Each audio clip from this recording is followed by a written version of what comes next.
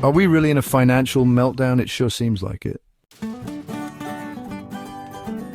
By Donald H. Marks, physician, scientist, and third-generation veteran, Morris County, New Jersey. Are we really in a financial meltdown? It sure seems like it to me, a non-economist. And at this very moment, I believe we are in what can best be called a false lull or deceptive calm before a major financial setback, either a recession or possibly a full depression. The full economic consequences of current policies, especially tariffs, debt expansion, and monetary tightening or loosening swings, are still building like storm clouds. It is, in my opinion, not an if, but a when and how bad. And most people knowledgeable in this area seem to think that there are fundamental structural weaknesses accumulating under the surface. Collapse may not happen tomorrow, but the conditions are ripening. What are the causes? The tariffs and trade environment. Right now, the United States and several other countries are engaged in a much more aggressive use of tariffs and industrial policy than at any time in the last 40 to 50 years. China tariffs are holding, and there's bipartisan appetite to even increase them, especially in an election year.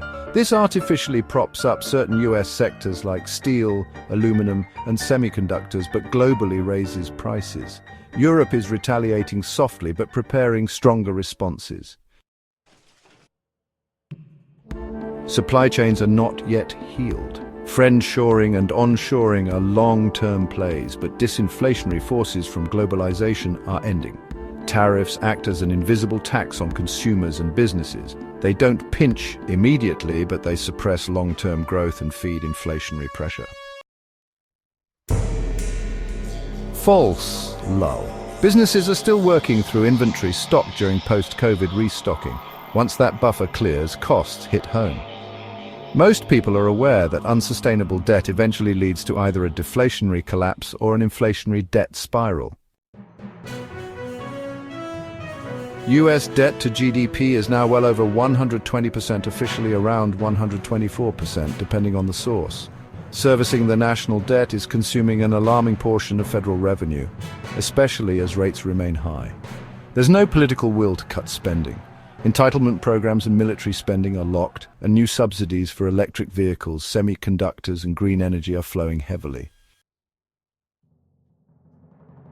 The current market calm is built on the expectation that the Fed will cut rates soon. But cutting too early risks reigniting inflation.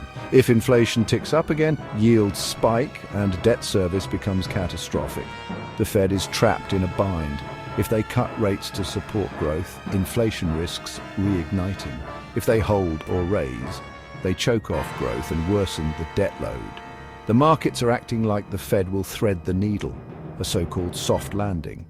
But history shows soft landings are exceedingly rare when you have this combination: high debt, asset bubbles, and geopolitical risk. False lull market indexes remain elevated like the S&P and Nasdaq, but under the surface many small caps and sectors such as commercial real estate and regional banks are cracking. Now let's talk about geopolitical wildcards. I already mentioned tariffs, but let's not forget China is internally unstable with a property market collapse ongoing. Middle East tensions, particularly in the Red Sea and Strait of Hormuz, could spike oil prices overnight. The Russia-Ukraine war continues to disrupt European and global supply chains. Any escalation here could quickly turn a mild recession into a major global shock.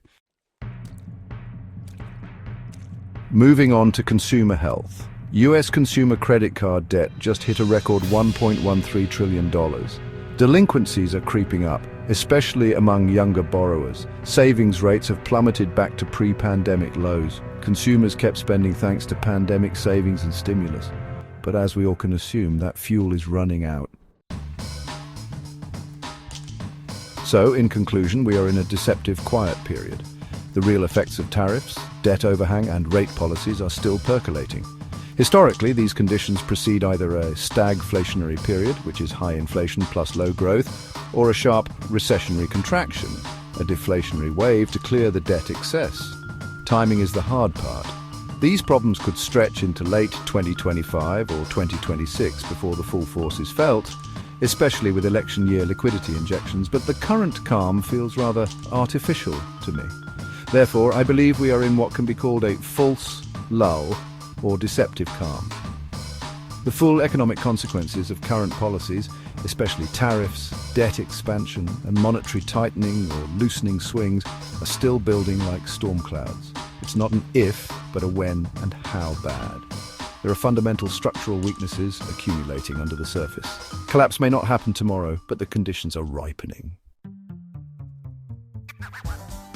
That is my best take from where I sit as an educated non-economist. If you like my writing and are interested in my take on another issue, universal basic income and how it will apply to the homeless and to the addicted, you can find that article also on my blog page www.dhmarks.blogspot.com and on my Donald H. Marks YouTube page.